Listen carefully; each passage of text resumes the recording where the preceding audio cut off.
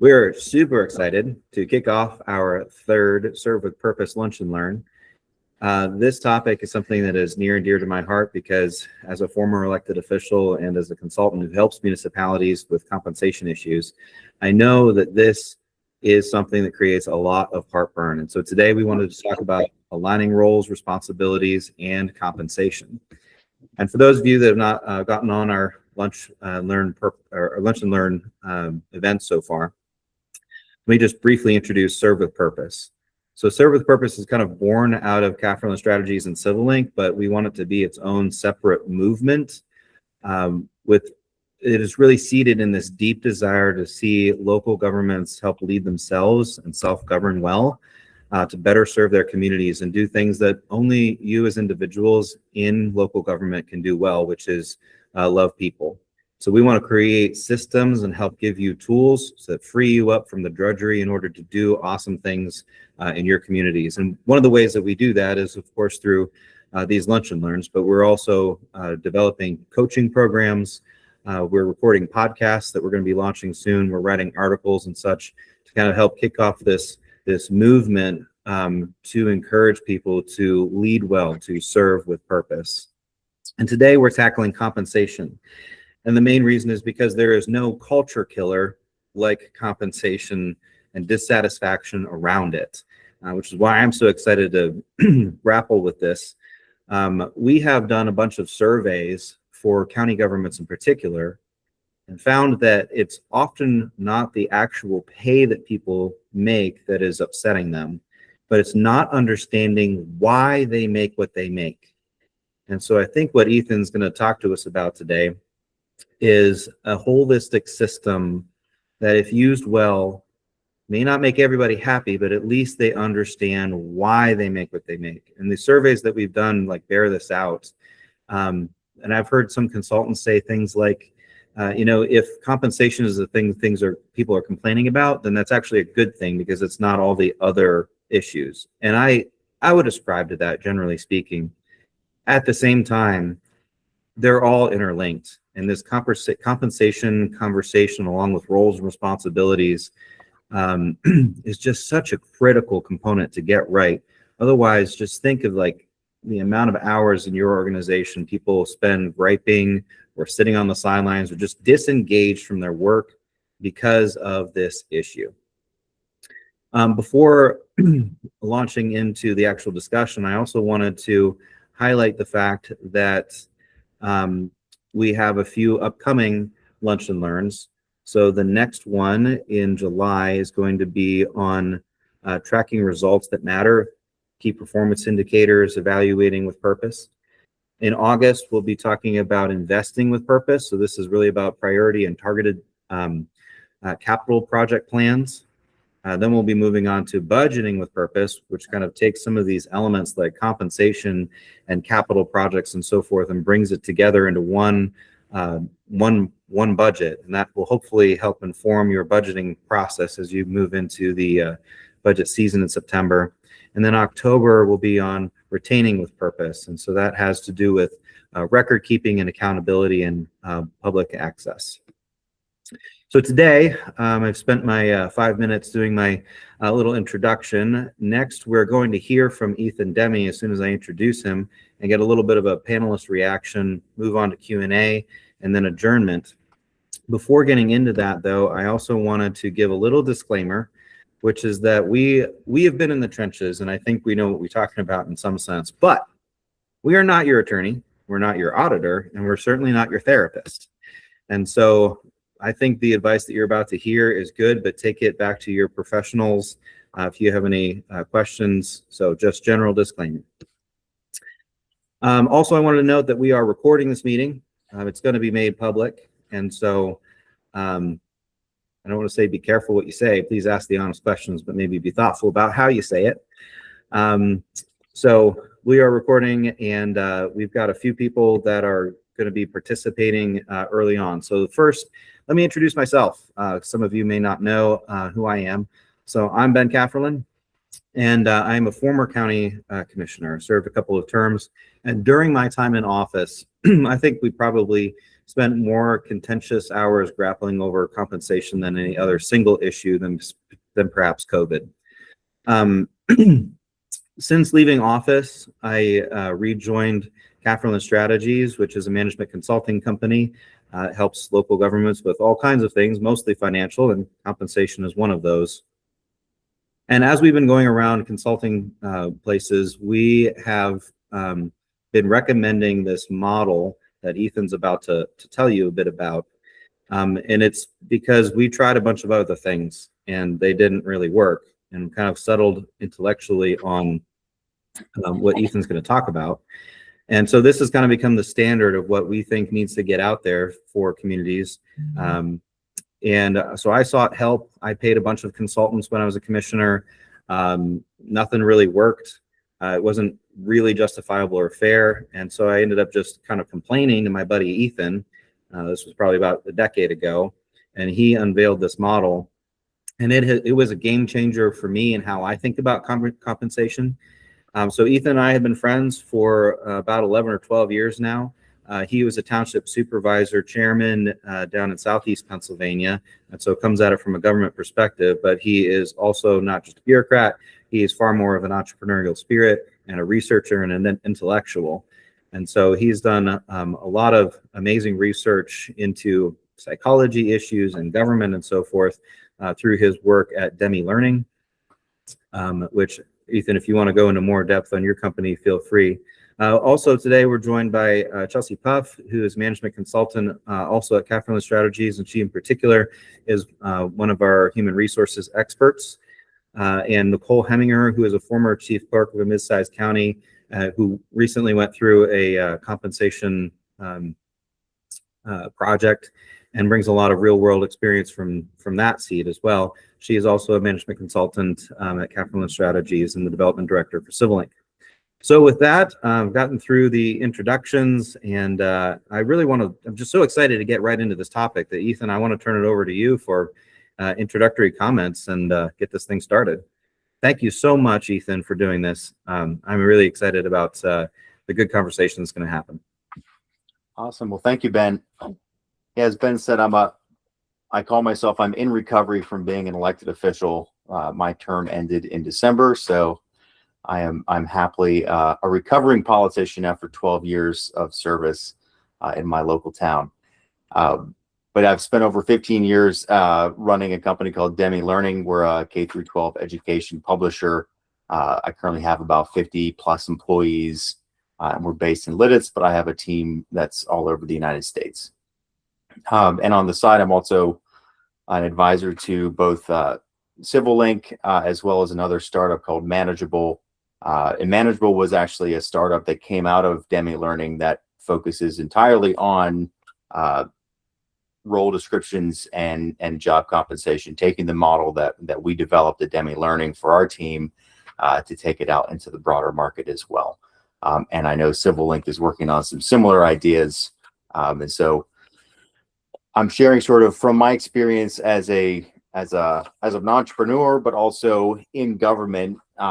Similar to Ben, when I had gotten in, we had recently done a compensation survey where we had paid an outside consultant to come in and do a survey of, here's your pay table, here's all of your competitors in government's pay tables, and here's recommendations. And so probably over the next 10 years, we were still trying to make adjustments to people's salaries to get them back in line with where they should have been 10 years prior to that.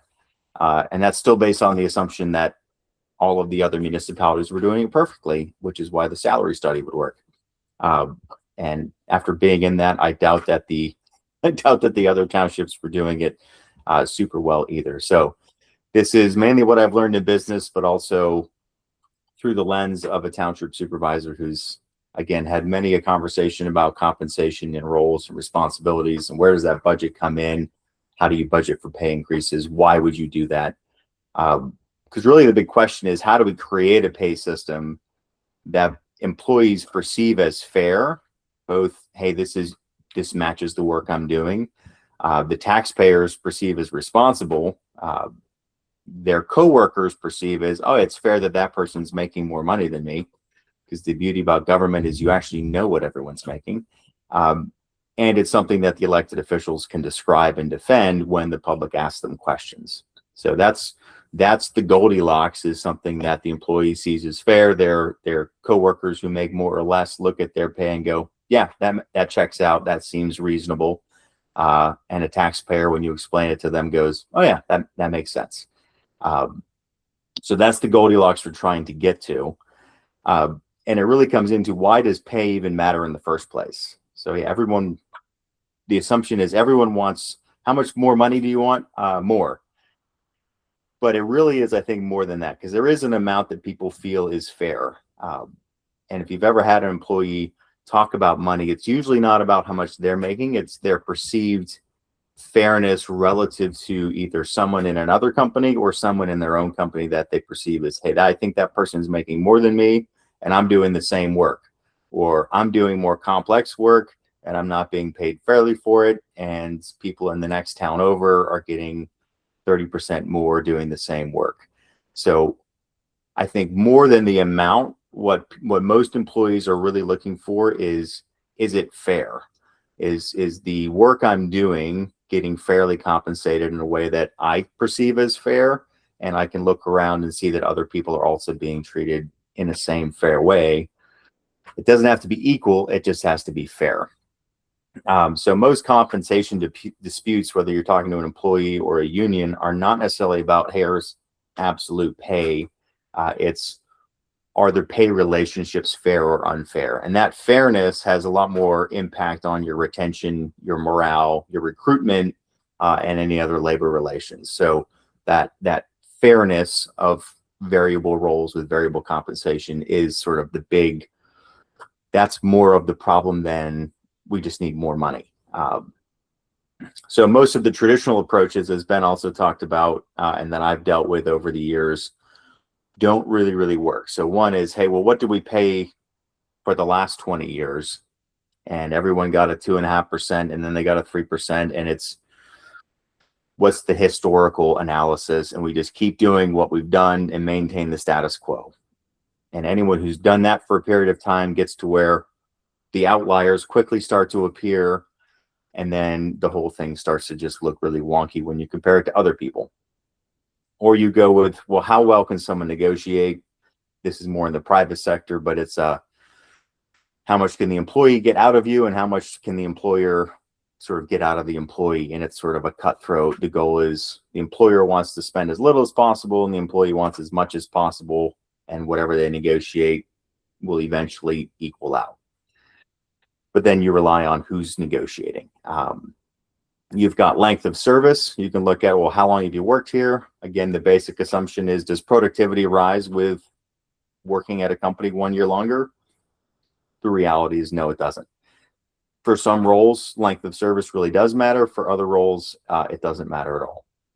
And then you have political pressures of, politicians get elected promising to reward certain sectors of public employees, and then they get into office, and then they negotiate a bigger pay bump for those folks, and then the other team gets elected and they come in and they reward their team. So now you're kicking the can back and forth to see who politically has the most pressure to put to get their voters the tax increase. I mean, the taxes to pay for what they want to pay for. Or you can look at those traditional salary comp comparisons to neighboring municipalities. So you take your salaries, you take a bunch of neighboring ones, you pay a consultant, $20,000, $30,000. They do a bunch of work, file a bunch of right to know requests, get that data, do a little bit of analysis, but mainly just say, all right, here's your management roles that you are not paying enough. And then here's your entry level roles that you're also not paying enough, because over time, usually that middle group ends up rising at a faster rate than both your top level management and your entry level. And then your problem arises when you're trying to hire a new township manager and you realize, oh, we can't spend $75,000 for a township manager when our township has a budget of $15 million. That doesn't attract talent anymore. Or you're trying to hire a new, seasonal public works to mow the lawns, and, there's a pandemic going on, and Sheets is paying $15 an hour to start, and your starting wage is $9.50. And everyone's like, I can go anywhere else and make, 50% more money. And then government slowly over the next 3 years catches up their entry level rates. And now, but by that point, the damage is done and Sheets is back to $14 an hour. So the private sector moves quickly and the public sector takes too long to catch up. So those are some of the problems with the traditional approaches and what most of you have seen and I've seen in there. And so those challenges are the employees don't understand why the difference in pay. Supervisors and management struggles to explain, here's why we made those compensation decisions. Here's why so-and-so got a raise and you didn't. And then over time, any inequities and inequalities in your system just become more and more apparent. And so you can stave it off long enough, or your county commissioners just hold off on doing a salary pay table analysis because they know it's bad until they get out of office, and then they let the next team coming in deal with that problem because they say we can suck it up for another 5 years. That never happens in local government at all. So the principles that we looked at and that I've sort of developed over the years is compensation should be fair and it should reflect the level of work. So people will generally accept pay differences when they believe that they correspond to sort of meaningful differences in responsibility. The question is, how do you codify that and process it and make it not just a subjective judgment of I think it is and you think it is, but how can we actually make that so it's fair across an organization or multiple organizations? So there are factors that sort of go into this and some basic assumptions that I make about people and our company has made about people. And these are things that I've learned from multiple people over the years. But some of the assumptions I have are people have an intuitive knowledge of their capacity to work. So how much effort can I put in? What skills do I have? What knowledge do I have? Here's what sort of my capacity is. And then secondarily, what's the level of complexity of the work that I'm being paid to do? So, and that level of complexity is a little harder to quantify, but it is quantifiable. So some of the ways you quantify that, one of the main sort of ways that's the easiest to do is what we call time span of discretion. So what's the time that you're assigning for the work that needs to be done? Can the employee do it in how much time without having to ask a supervisor to weigh in or make a decision? So for some folks who are showing up, if you're mowing the lawns at your municipal park, your time span and you're seasonal, your time span of discretion is you show up at 7 a.m. ready to work. Someone's going to put you on a mower and say mow until the end of the day. Your time span of discretion is 8 hours. Other folks are going to be, hey, I've been on public works for a while. I know all the parts. I know all the systems that need to be made. And your public works, team leader may go out to that person and say, all right, here's the weekly schedule. You're going to go to these parks. You're going to do mowing. You're going to do cleaning. You're going to empty the trash. Here's the schedule we all have. You're pretty much going to do that work all week. Check in if you have any problems. So you might have a seasoned folks I've got a time span of discretion for this role that is maybe 1 week. And it might be a month, and it might be a little longer of, hey, I've got a couple moving pieces here. And then you have sort of your crew lead or your frontline manager that's more responsible for managing a team of people and saying, all right, I've got the seasonal plan for how we're doing public works for the summer. And I've got to figure out, do I need more seasonal workers? I've got maintenance to schedule. How do I reorganize pieces? They're looking at maybe a 6-month time horizon where they're responsible for scheduling, planning, and implementing all of that piece. Then you might have your public works director as you move on up, who's looking at, I've got a yearly budget that I'm going to present either to the board or to the township manager, depending on your structure. I'm looking at last year's budget. I'm planning for this year's budget. I've got about a 1 year budgetary time horizon, and I have to manage my team to do all of the work that we need to do for the year. And then as you move up, even though budgets are yearly, ideally you should have a capital improvement budget that starts to look out a little further, and your township manager should be looking out, all right, where's our 3-year window, 2 years out? We have this year's budget. How will that impact next year's budget? Here's where the police union contract is. Here's where the non-uniform contract is. Here's where our health insurance costs are. You're looking at that 1 to 2 year time horizon. So time span is one good metric of, you can look at a person's role and figure out how long it is for that work to get done, where we're expecting them to use their judgment and discretion. And then, so we believe that people have that innate ability to sort of judge, I know what I'm capable of, I know what level my work is, and I know if I feel like the pay I'm getting feels fair to that or not. And then as an employer, you can start to measure using your basic output metrics, your KPIs. You can measure, is the person putting in do they have the capacity to do the work?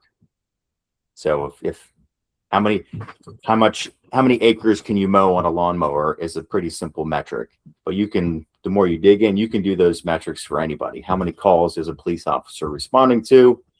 And so you can look at those capacity pieces, and then you can start to look at the role of that time span of discretion, as well as the judgment that we're expecting someone to make. So if someone is capable of making a judgment that has a big impact, bigger budgetary impact, or police officers are another one where they're making judgments on the job, and we're paying them for their ability and training and history to be able to make good, honest, good judgments, because not everything is black and white, especially when you're out on the street.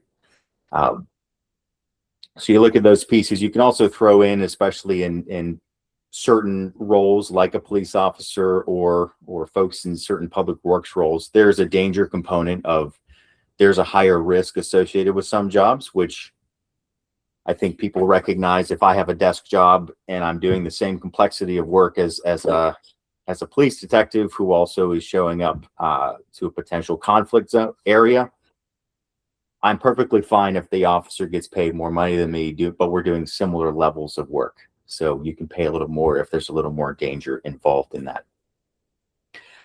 And so the employer can sort of measure those pieces. And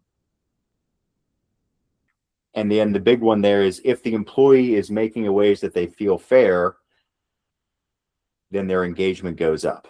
So if you're on your job and you're worrying, am I making enough money?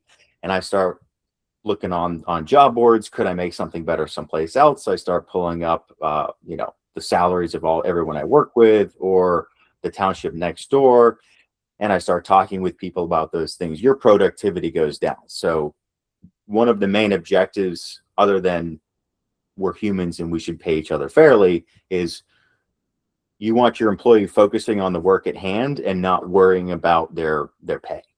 Because the more someone's worrying about their pay, the less they're working. And so your goal is a highly engaged employee who feels like they're fairly compensated and they can put all of their efforts into their work, and your productivity will go up. So, and we've seen that when we've implemented it at my company.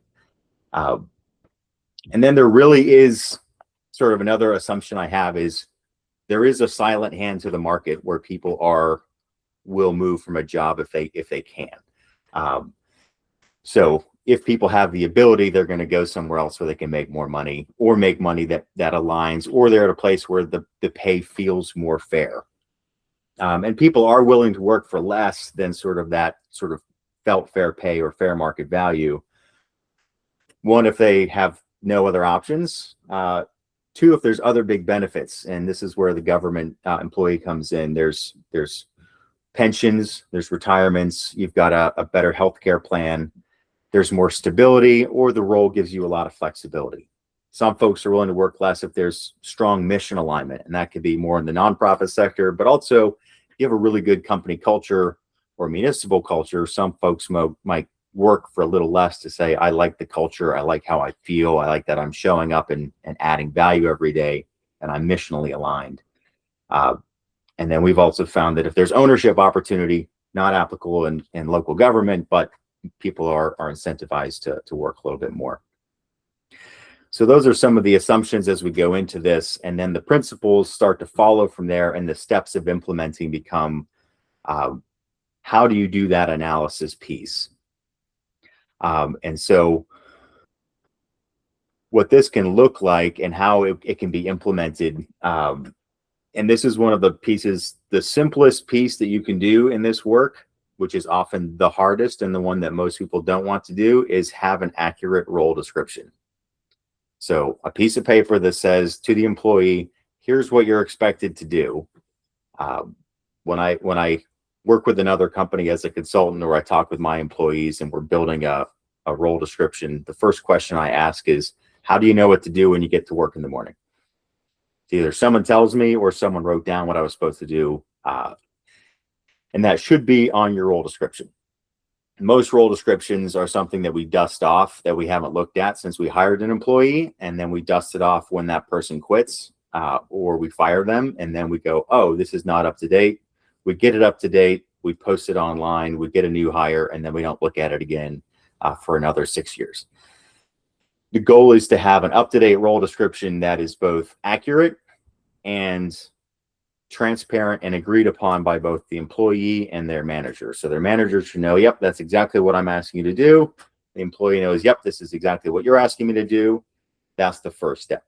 The next step is you start the analysis piece of, let's analyze the role for what's the capacity, what are the skills required, and what are the time spans of discretion, as well as the complexity of the role. And this is where you get those misalignments. And I've seen this over and over again. One of the most common ones is if I call it a line employee who has on their job description a task that has a long time span of discretion that's longer than fits the role. So if 90% of the role is, hey, your time span and judgment is about 3 weeks tops, and you have one piece that's like 6 weeks, the employee will struggle and spin their wheels with the 6-week part and not get their regular work done. Their manager then is working, and we're going to do a bunch of one-on-one coaching, and we're going to level them up. And the manager starts doing all of the low-level work of the employee to give them time to do the other task. And the employee is not capable of doing it. And then your manager starts not doing their higher level work. And you create this conflict zone where what really needs to happen is you take that one piece of work that's higher level, either break it into smaller chunks, or you move that to the manager's role description. So that internal analysis for, all right, are there outliers in this job description where all of these bullet points match and this one just seems off? That's where you can adjust and pull that one off. So you do that analysis of role, then you do an internal analysis relative to the other roles. And this is where you can start to compare apples to oranges. If you have people in a finance department and in a public works department, you can actually start to look at those time spans of those roles and compare them. And you're going to see some similar stratifications or pay bands will start to naturally appear. So you create your own internal pay band and pay table. And then you start doing the other piece, which is you do at least an annual, if not more, performance review where manager talks to the employee, you go through the role description, and are you doing the work? Are you doing it to my expectation? And then a key question you can ask your employees is, and I've done this, and every time I've done it, it's worked well, which is you go ahead and you ask your employee, do you feel like the amount I'm paying you for the work is fair? Everyone says don't talk about money in a performance review. Absolutely talk about money and just ask. The worst that happens is they say it's not fair and they give an unreasonable number and you go, sorry, we can't do that. But at least open the door to the conversation. And most times people will go, yeah, it's fair or it's not fair. And but you might be pretty close.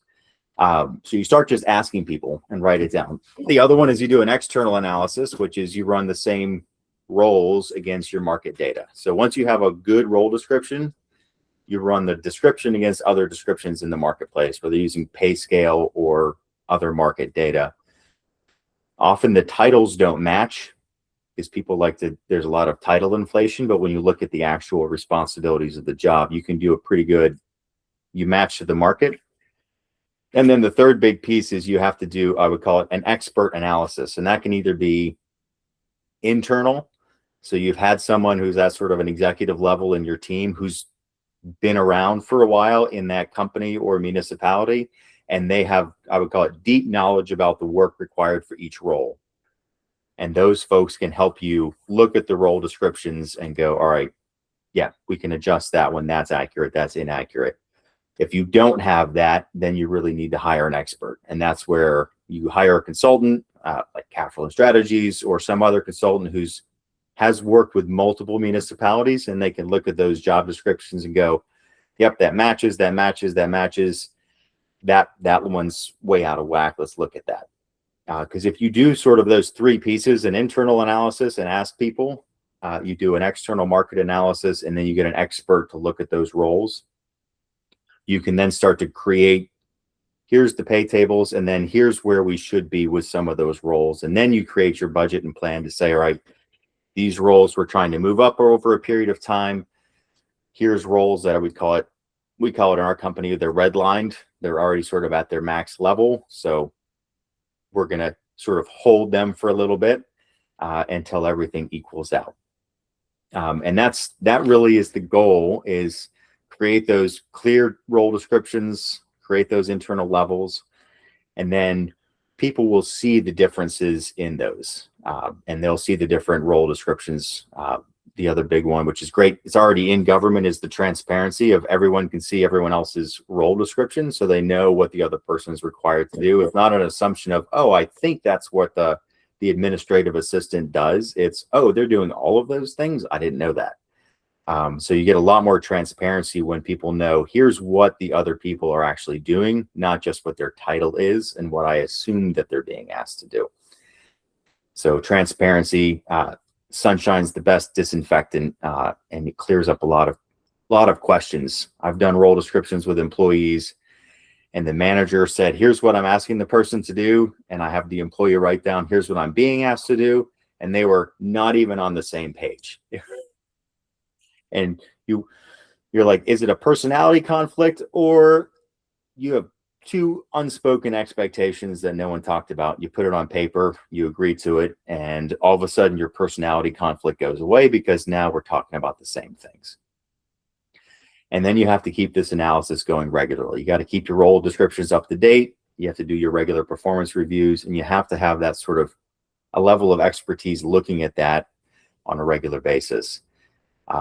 Because to wrap it up, people don't expect identical equal pay, but they want a compensation that makes sense logically and feels right.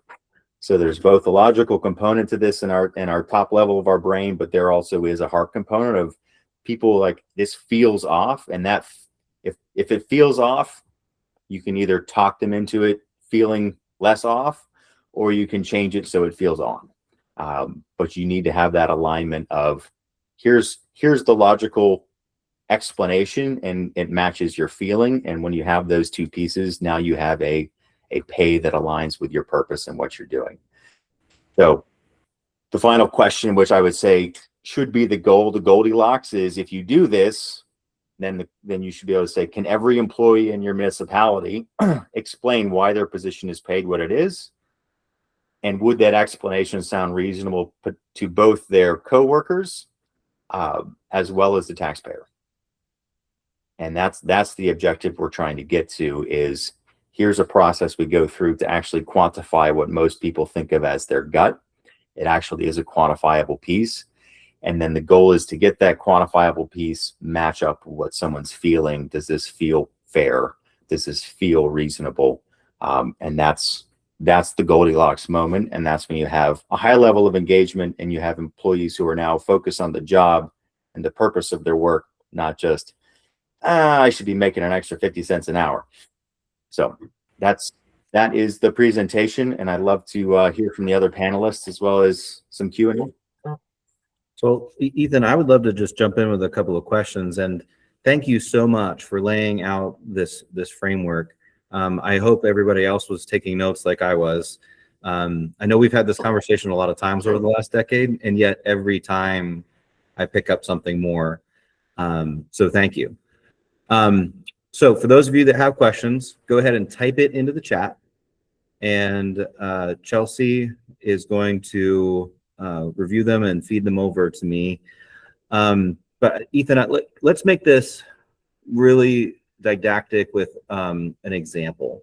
I've got a bunch of questions, but let's take the instance of my friend Bev, who works in the Magisterial District Justice Office.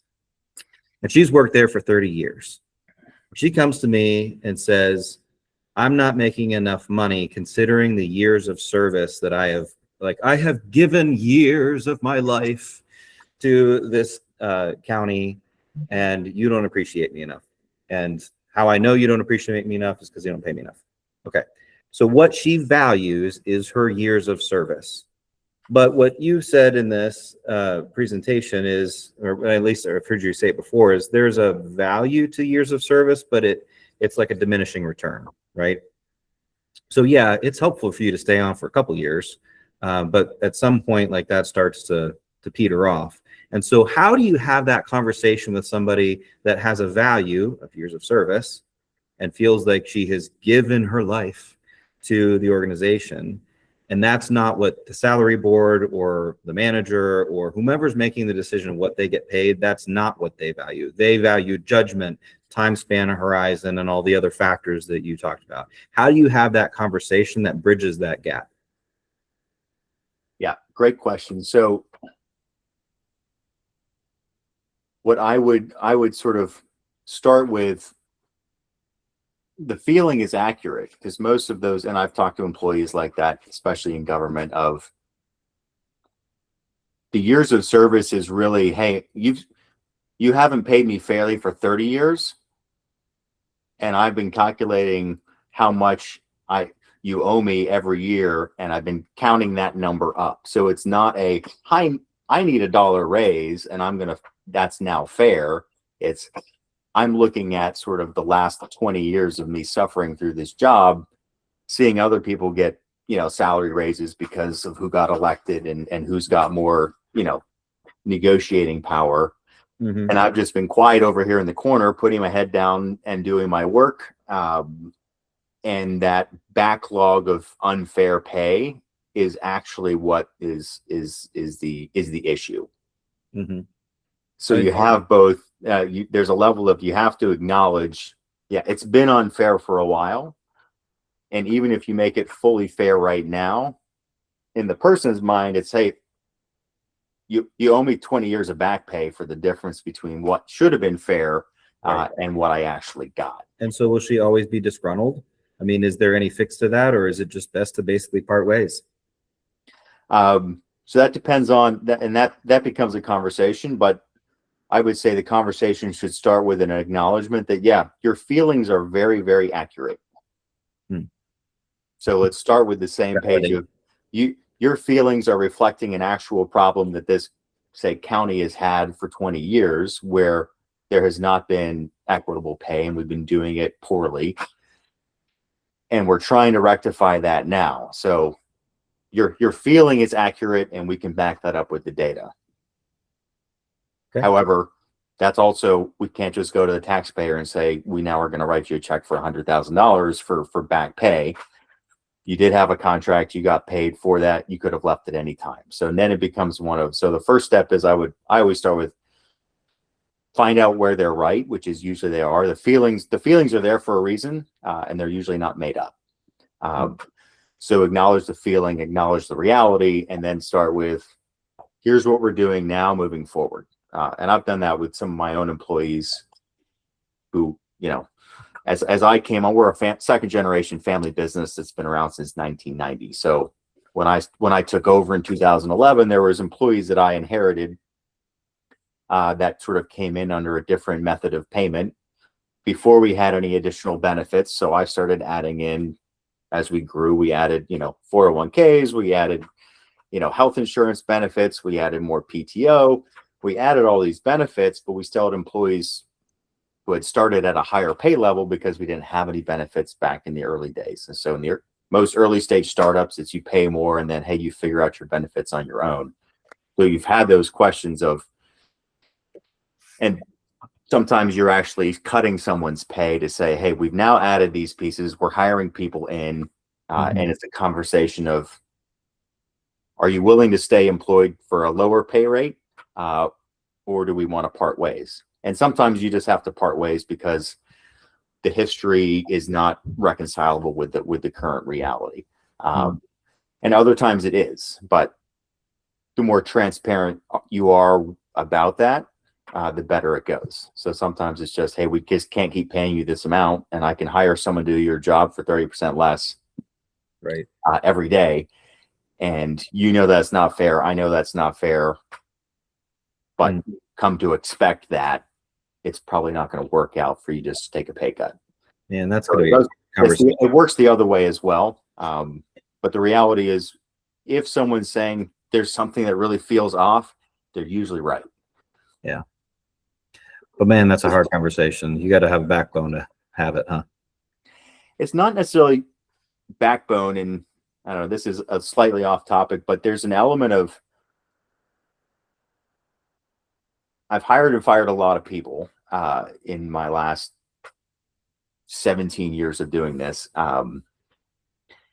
And sometimes early on, I thought it was more, you just got to be hard and just do it and rip the Band-Aid off. And as I get a little older and hopefully a little wiser, it's not pleasant, but it doesn't have to be difficult, or it doesn't have to be, there doesn't have to be an adversarial relationship between employer and employee. You can both say what needs to be said in a very logical way, but also have a lot of empathy for the fact that you're dealing with a real human across the table whose life is going through some changes. And so trying to have that empathy at the same time as we're working with the reality over here, I think can be done.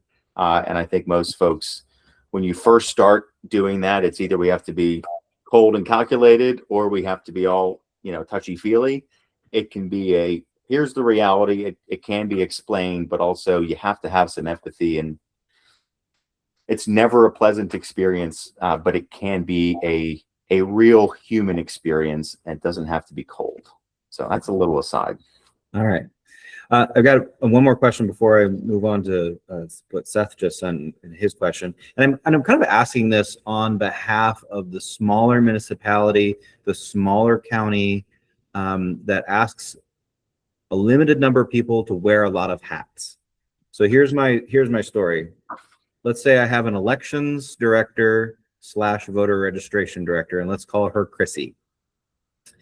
Chrissy comes to me and says, hey, the neighboring county that's the same size and everything has an elections director and a voter registration director. They make $50,000 each. Therefore, you should pay me $100,000. Okay. And you're like, well, hang on. I get that there is a direct comparison to what the other community is doing. Like, you have the same number of hats and you are wearing 2 of them, and probably more. I mean, I'm thinking of, Forest County's on the line. Their chief clerk, there's on the line. Man, she's like right to know officer, election director, chief of human resources and fiscal and all the things, right? What do you do with the fact that they have responsibilities that may not be used as often, but you're calling on a lot of judgment, and at the same time you can't pay, you can't just add all of these roles and responsibilities, roll them together and say, well, this is the value you're creating, therefore I'm going to pay you $500,000, right? How do you deal with that?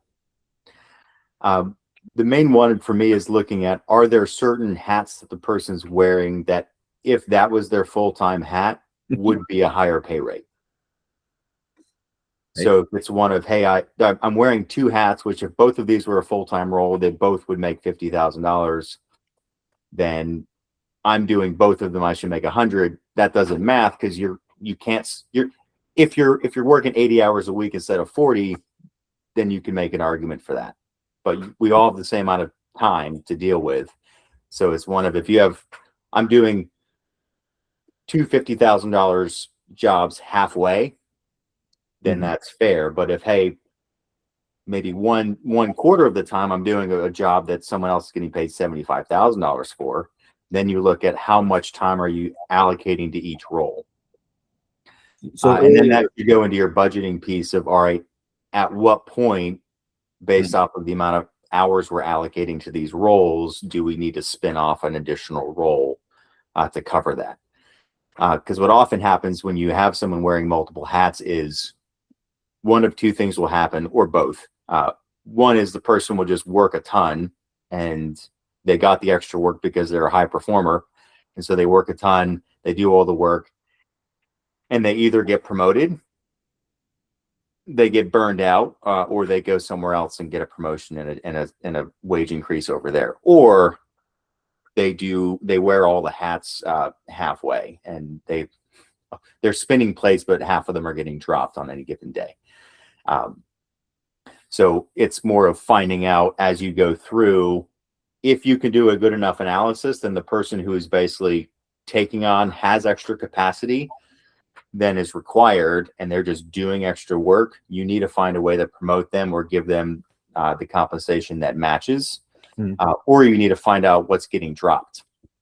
So there's a lot of county government employees that are I just don't have time to do. And then what you're really paying them to do is use their judgment and discretion to choose what work to not prioritize.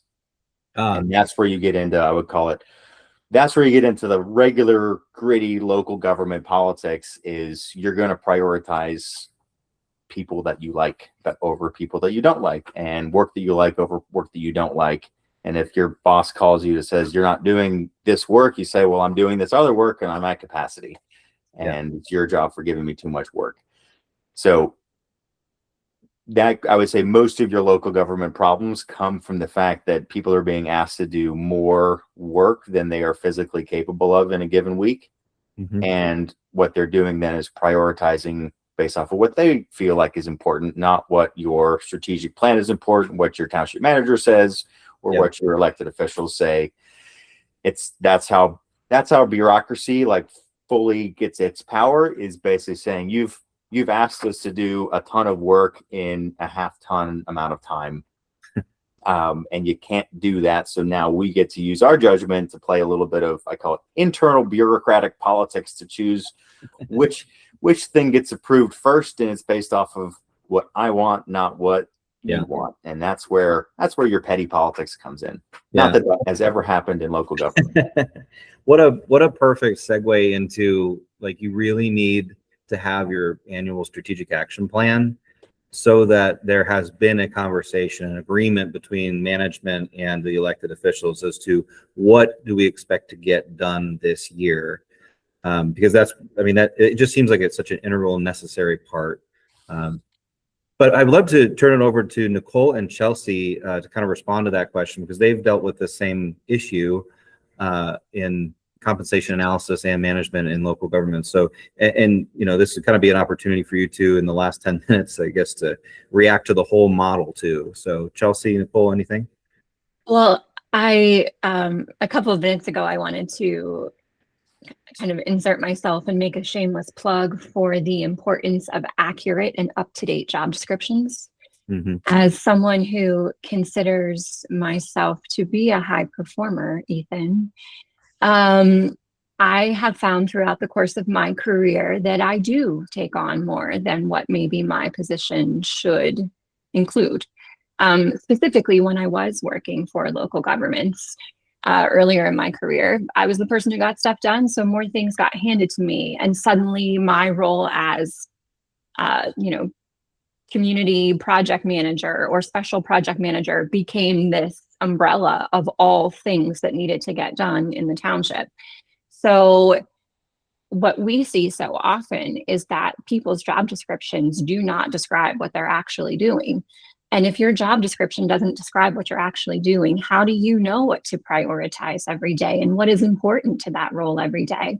And if you're not prioritizing what's important to that role every day, how does the community or the county or the elected officials, how do they know what to pay you? So it all starts with that piece of paper. And I know it sounds incredibly basic, but that piece of paper, that document is so incredibly important to describing what you should be focusing on in your role. And then that all gets scored out in matter of importance and priority for that specific community or county. And then the compensation is associated with those words on the paper.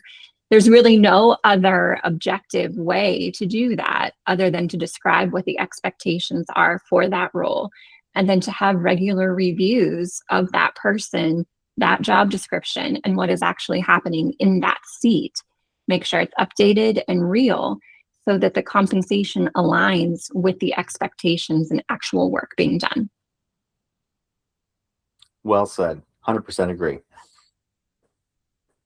It really does shock me how out of date job descriptions could be when we come into communities to do strategic management plans or something. I mean, they could be 20, 30 years old. It's like, how do you know? How do you make any kind of a judgment call on what these people should be making if that's not up to date? And one of the things I like about what your model is, like, you have to have at least an annual, I guess we call it performance review, right? Which is a conversation over that document. And if their pay is tied to that document, then it's kind of incumbent on them to make sure that it is complete and accurate. Yep. And if you do one thing, and only one thing, I would say updating job descriptions on a yearly basis is the number one thing you could do to drive engagement of employees. And it's the foundation by which you can then do more cool stuff, like actually have a salary pay table that's fair and start to look at all those other pieces. Yeah. Right. And it should be incorporated as a part of the annual performance review too. Here's your job description. Are you doing all of these things? What should be on here and isn't? And is there something on here that, Mary Jo is doing or Bob down the hall is doing? Let's take a look at this. Let's refresh it and let's make sure it aligns with what you've done in the past year and what our goals are as a community are for the next year. Yep. Cognizant that there's only 6 minutes left. And there's at least a few questions that I really want to get out.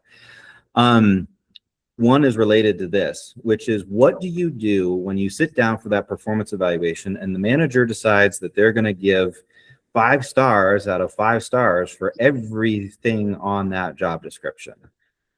What do you do? So this is where what we do is we call it calibration.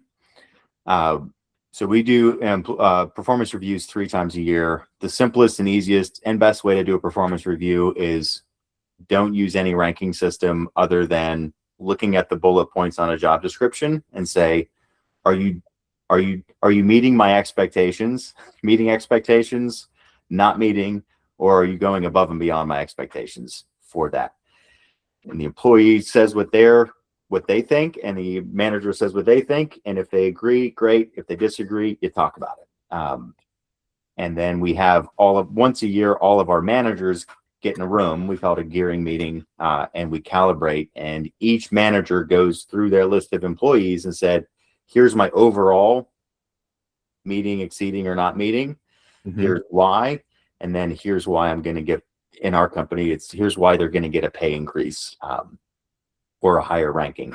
And then every other manager has the opportunity to basically question their judgment. Mm. So you have some managers who are going to be, I would call it, naturally enthusiastic. I have the best team in the world. They're all high performers. They're all exceeding expectations every period. And then you have what I would call your folks who are a little more Eeyore-ish of your management team, and everyone's just barely meeting expectations. And you got to work so hard to be killing it in their department. And what happens is when you put 5, 10, 15 managers in a room and they all talk, your organization calibrates towards the middle a little bit, and people have to defend. Well, you said this person was killing it, but I saw their work last month. You were out of town and they were slacking off. Or someone's like, they're meeting expectations. Like, well, you were out of town and this person was assigned to me for a project and they went above and beyond, and I can't say anything awesome. They're great employees. And so you can adjust based off of that. So that's where the dialogue between management, where you, again, you're transparent. Here's the employee. Here's why they're exceeding. Here's what I'm going to do about it. Or we're changing their job description. Here's why. That's talked about once a year. And then as the leader of the organization, you get a really good snapshot of, you have some managers who are always disagreeing with their employees. Now I have a coaching opportunity for that manager. Or you have folks who are in, like, their employees agree with their managers and vice versa. And that's my high performing manager who I'm going to look at for. That's how a manager can exceed or meet expectations in their role, is how well they are aligned with their team. Interesting. Now, that sounds hard because it's empowering to the departments. It sounds to the managers. It sounds on one hand like it would be really empowering to them in a good way. And there's also a danger of political favoritism, right? In that, which kind of leads me to Seth's question in the chat, which is, what do you do with political pressures when there's like classes of employees that get a disproportionate amount of the money based on politics, not based on the factors that we just talked about? So police come to mind, frankly, and sheriffs. I mean, people with guns and badges tend to get more resources because it's politically favorable to do in most communities. Not all, obviously, but what do you do with that? Otherwise, it's your school teachers and social workers. Exactly. Yeah. Or your public defenders, depending on what the background of your commissioner was. I would say this is, the analogy would be, the best time to change your zoning ordinance is when you don't have a big apartment building going in. So you should implement a methodology of doing pay tables when you're not in a hot political cycle, and then that becomes your process, and then you have some inertia, so it's not, make it hard to tweak it midstream. It's like, if you have a hot button election and someone just came in, you're just gonna have to, let's call it, get through that period, wait till it cools down. This is one of those classic, it's not fully broken, it's slightly broken. Improve it when it's not a big problem. Yeah. Not when it's a big problem. So when you wait till your pay bands are so out of whack that you've got to overhaul it and pay a big consultant and then do a bunch of 1-year adjustments and pay some bonuses, it's the worst time to do it. The best time to do it is where you're like, this isn't really working. It's not, right. Like, we could muddle through for another 5 years with the system we have. That's the best time to go in and now do that analysis, because the best time is when it's not completely broken, is the best time to improve it. But when you know that it's not working really well. Yeah. We often say, if it ain't broke, improve it.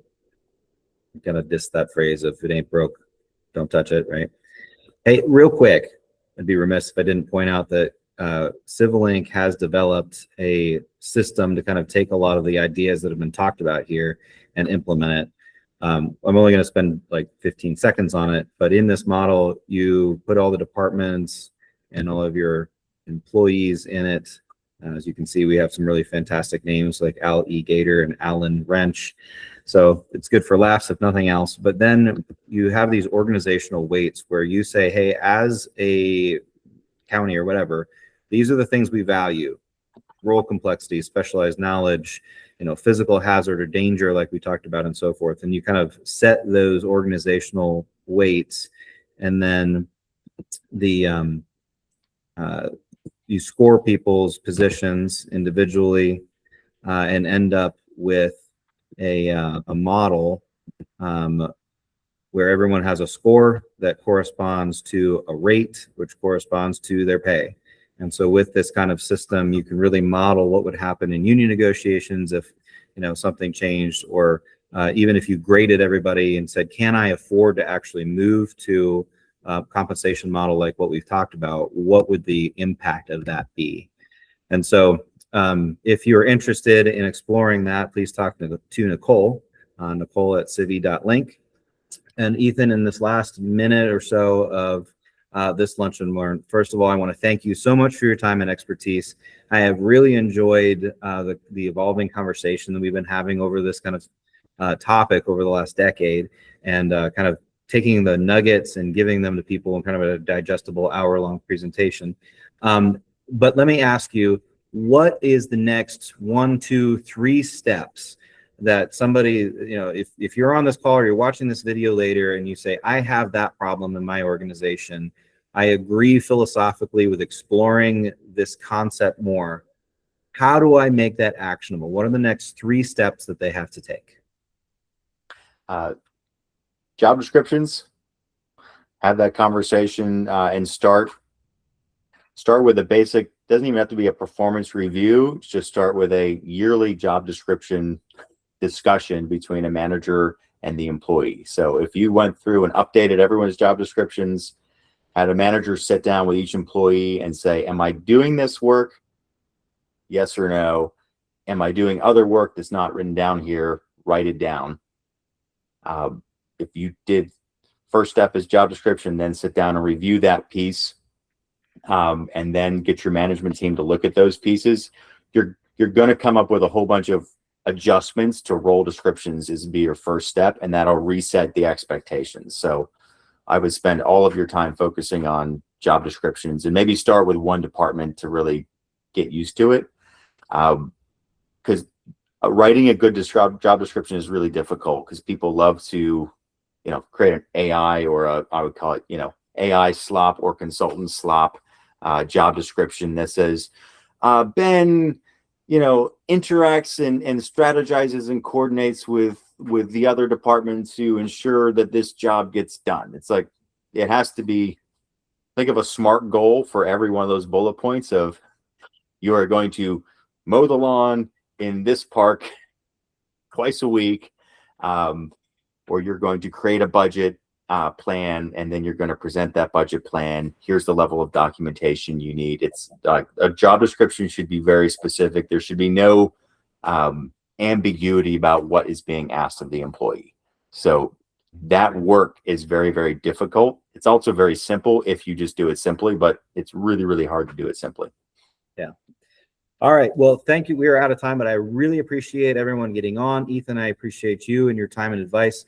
Look forward to July 15th at noon, same place, where we will be talking about a related topic, which is evaluating with purpose. So how do you set KPIs for your organization and your departments so that you can start having these conversations and really move the ball forward? Thank you, everyone. We'll see you next month.